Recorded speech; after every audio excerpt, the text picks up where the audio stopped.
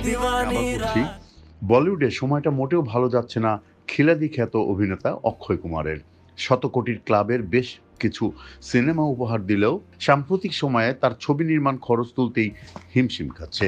অক্ষয় কুমারের সর্বশেষ 10টি ছবির মাঝে 8টি ব্যর্থ হয়েছে বক্স অফিসে, যা এই অভিনেতার ক্যারিয়ারে খুব বিরল কোনো ঘটনা বলা চলে।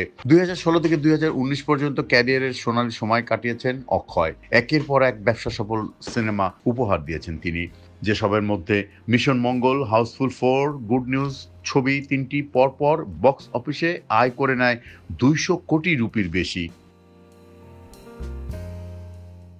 কোভিডের পরেও 2021 সালে মুক্তি পাওয়া ছবি সূর্যবংশী দারুণ ব্যবসা করেছে, কিন্তু এরপরে যেন অন্ধকার নেমে আসে অক্ষয়ের ক্যারিয়ারে।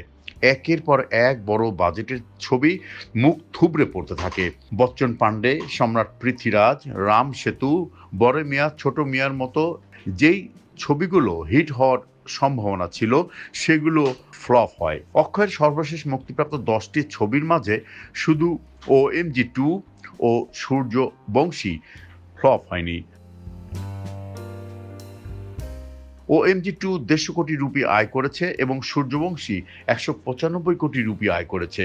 তবে একের পর এক ছবি ফ্লপ হলেও অক্ষয়ের হাতে আছে অনেকগুলো ছবি।